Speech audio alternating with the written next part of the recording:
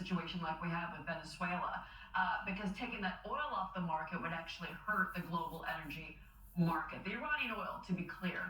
The other thing is that, we talked about Project Freedom. Project Freedom was, I think, on the books for about 2 days. That is where you have U.S. military ships, like the Apache helicopter, overseeing tanker traffic. That's another issue. I think that I think the goal, in my mind, I'm hoping, and the energy market hopes this, the goal is that we have some type of situation that looks like Project Freedom. Maybe you're not calling it that. Admiral Brad Cooper has talked about that at CENTCOM. He's got a plan for how the U.S. military can be in partnership with our allies in Europe to where you have the Strait open. All this is about getting the Strait open. Cargill, though, again, a very key production facility that is close to being in jeopardy. No doubt about it. And to hear the president mention it, Harris, I know Lieutenant General Keith Kellogg has mentioned to both of us that this is something he has advocated for a long time. Well, the bottom line is to make sure they don't get enriched uranium to the point where they can make nuclear weapons. I mean, we can't lose sight of that. And I know that that's why the president now has his eye on Cargill, because, yeah, you're close to that 85%, you get closer to that. But if you take it over, what you do get to see, because we're in there, and Colonel Jernigan and I were talking about this last hour, you're in their atmosphere now. You're firing on them. You also can take reconnaissance while you're in those planes. Like our military can do a whole lot at one time. So yeah, we can go in and we can hit strategic sites, but we can also pull intel out of there from the air. And so then would you see movement, a defensive movement toward Cargill Island? That gives you more fresh targets. Look, we're fighting an enemy. Let's not be fake about it. That's what's happening. And so you fight to win. If you tell them you're going to get Cargill Island, they start to move toward Cargill Island. Now you got them. So, I mean, I think strategically in a military way, in that sense, we don't want their oil wells to be shut in. That doesn't benefit anybody. But I think that finding good actors or reasonable actors in the IRGC, if we could do that, we'd have a ceasefire deal right now. Obviously, that's not possible. And if you give them too much of an out and say, well, we'll carve out this one area.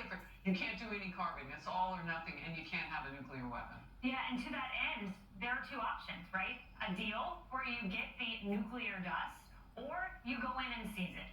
And now we've had 2 nights of the U.S. engaging in action against Iran. It seems like the deal route and the ceasefire route is quickly crumbling. Yeah, and one of President Trump's strengths is that he is a good faith negotiator. The problem is that Iran is not. I think it's pretty clear here, and I think that President Trump is also communicating this, is that Iran only went into these ceasefire negotiations What zoo do you come from, every Kylie? single way possible. The best case scenario for Iran at this point is exactly what's been happening, which is to keep the United States involved in a sort of constant drip, drip, drip of conflict here and there. Not enough to get President Trump to send back the B-2 bombers, but just enough to get us constantly engaged without really committing to full force obliteration.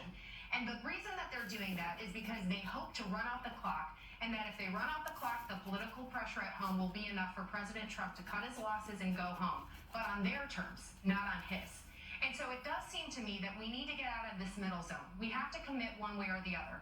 We got to commit to the obliteration of the Iranian regime entirely, or we do need to go home, because right now this is the worst case scenario for the United States. Yeah, it's week 9 of the very tenuous ceasefire, Josh. Yeah, and to dovetail off of Katie's point too, I think what we're learning from this renewed action is that the president's not bluffing.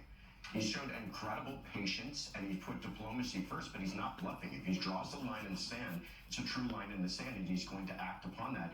And all the while, hoping to negotiate some sort of peace deal, but if they're not going to participate in good faith, and they're going to ignore the ceasefire and ignore the blockade, then he's going to take military action where it's required.